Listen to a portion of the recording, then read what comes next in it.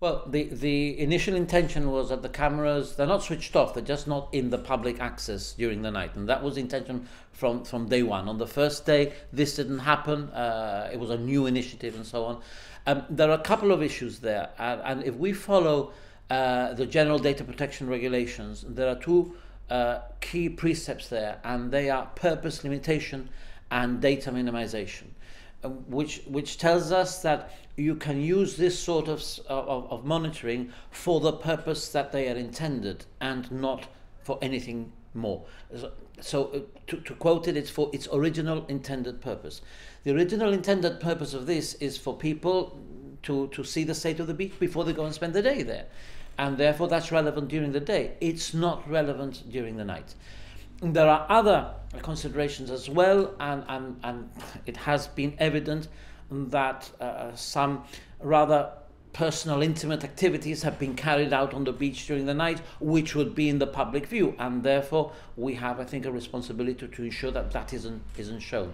So those are the range of issues which dictate that. Does this mean that it's basically a mistake by the government, that the government didn't look through the data protection issues before it went online that first night? No. It's not that it was a mistake, that it didn't look through it. These things were being considered. It's just that on the first occasion, the public link was not switched off, and we were alerted to it before it became in the public domain, and then we rectified.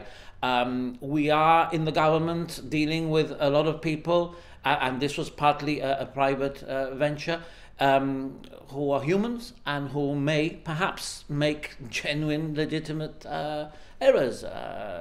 This was something that just happened on one night, and it's been resolved. So it was a coincidence that it broadcast smuggling on its first night online?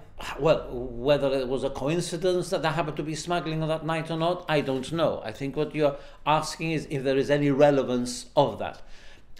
Look, absolutely not. I think that anybody who might suggest that the government, with all that it's doing in order to control this type of activity, would do that in order to in any way avoid embarrassment is not acceptable. Me myself, for many years as a justice of the peace, have actually fined and imprisoned people for smuggling, and so how would I possibly support something like that?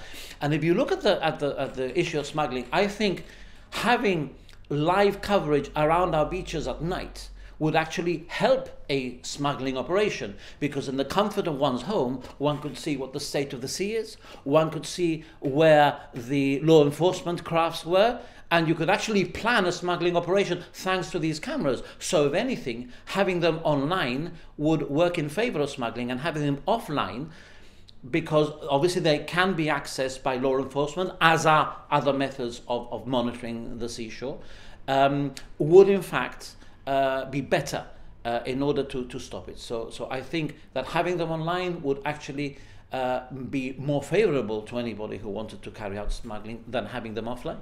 You mentioned that the webcam is live at night, even if it's not being broadcast to the public. So is this being monitored, and does this also bring up questions of data protection? Well, the data protection element that I was referring to is related to the public access. There could be a secondary purpose, which would be for law enforcement, but I don't think I should publicly go into detail on what our law enforcement agencies do.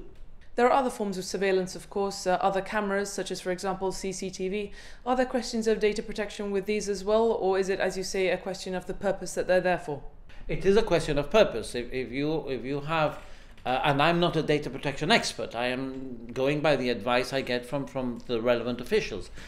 If you are monitoring a bin store to see that people dispose of rubbish properly, I mean, that is that particular purpose. You're not then going to broadcast it to see whether you find somebody walking by who may be drunk. Clearly, if there is a major law enforcement issue, the law enforcement agencies would have a legal right to access that. But we're talking about something very, very different.